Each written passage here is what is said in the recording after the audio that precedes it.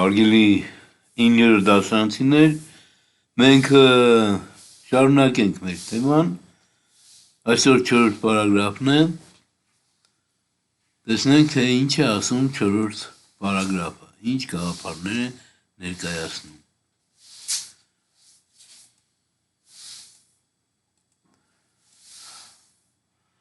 Ֆիզիկա, էլեկտրականություն,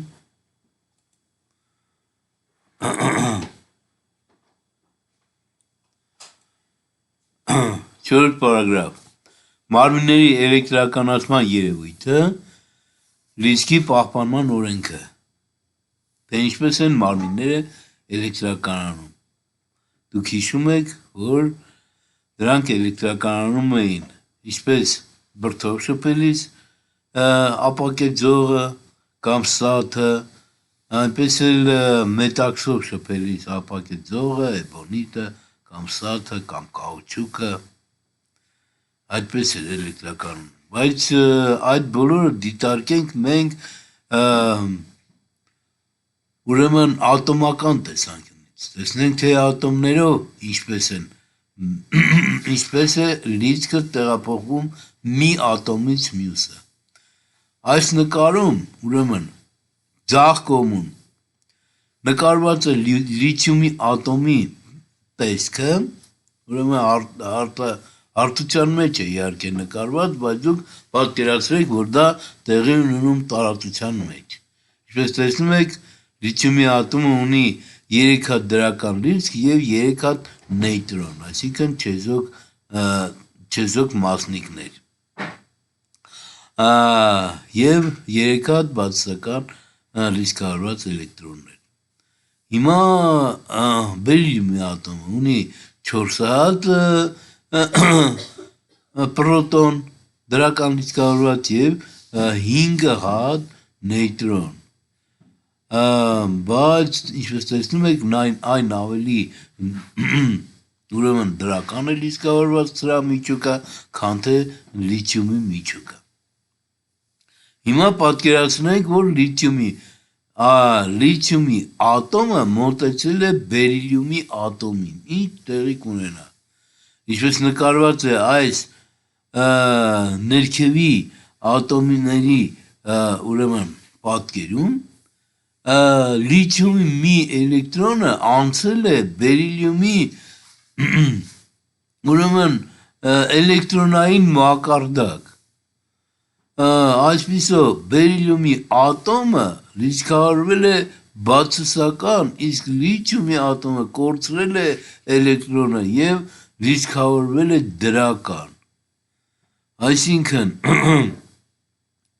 այսպես տեղի ունենում ուրեմն ատոմների մեջ լիցքի տեղափոխումը կամ լիցքավորումը, ատոմի լիցքավորումը։ Նույն ձևով, ինչպես որ ատոմների լիցքավորումն է տեղ ունենում, նույն ձևով տեղ ունենում նաև ուրեմն մակրոսկոպիկ մարմինների լիցքավորումը, որովհետև մակրոսկոպիկ մարմինները, ինչպես գիտեմ, ըստ Դեմոկրիտի կազմված են փոքր ատոմներից։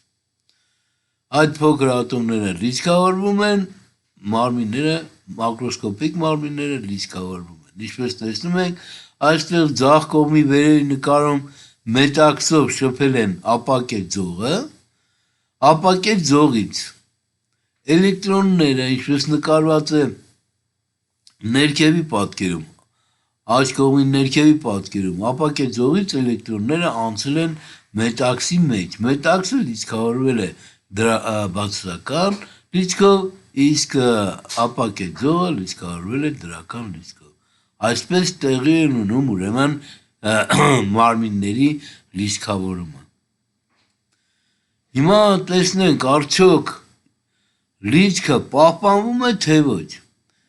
Եթե բացի այստեղ մետաքս է նկարված եւ էբոնիտ է նկարված, էբոնիտի դեպքում մենք ունեինք ուրեմն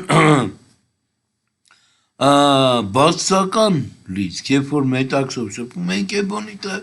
էբոնիտը լիցքավորվում էր բացասական լիցքով։ Ենթադրենք, թե էբոնիտը լիցքավորվել է -5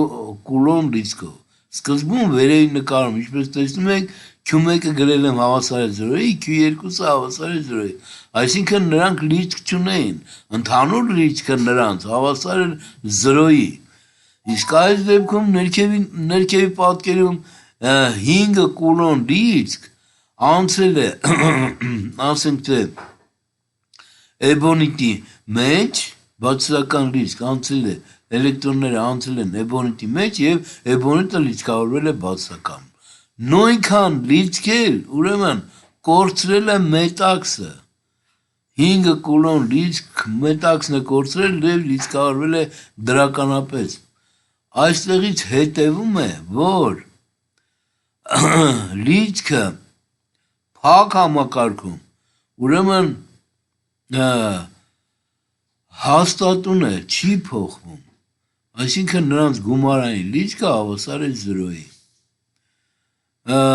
Փակ համակարգում լիցքը պահպանվում է։